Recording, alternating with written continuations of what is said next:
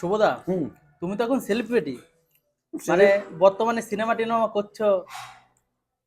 এমনি কোনো ব্যাপার না, প্রত্যেকটা মানুষের কাছে সুযোগ আছে।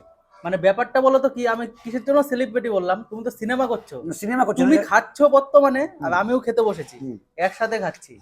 মানে সেলিব্রিটির সাথে খাওয়া মানে একটা ভাগ্যের ব্যাপার। একটা পড়াবালা কোনো সেলিব্রিটি হতে পারে কি না। বলছো? সিরিয়াসলি বলছি, তুমি একটা এক- পড়াবালা কোনো সেলিব্রিটি তুমি হতে এখন পারে না। সুধীর ভাই। না না, কি ভাই, কি ভাই, কি ভাই? সুধীর ভাই ও তুমি। ওটা তুই ভুল মানে বললি। ওর নাম হচ্ছে সুধীর ভাই। ঠিক আছে, যাই হোক, তোর উচ্চারণটা ভুল ছিল। তুই ম্যাক্সিমাম শিয়ালদা যাস তো, তাই জন্য তোর উচ্চারণটা ঠিক ডিস্টার্ব হয়ে যাচ্ছে, কিছু বলার নেই আমার।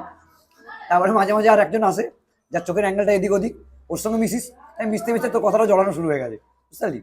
যাই হোক, ওর নাম সুধীর ভাই। তো খুব কামিং সুন আসছে। যাই হোক, আমি আজকে রানাবাড়িতে এসেছি। একটা ডায়লগ হয়ে যাক না সুধীর ভাই। ওখানে কোনো ডায়লগ নেই, ওখানে সেটা রোমান্স আছে। ঠিক আছে, আমার দুটো নায়িকা আছে, আমি যখন রোমান্স করবো তখন দেখতে পাবি। ঠিক আছে, ওটা কিন্তু ব্যক্তিগত লাইফে নয়, কিন্তু প্রফেশনাল লাইফে, বুঝতে পারলি?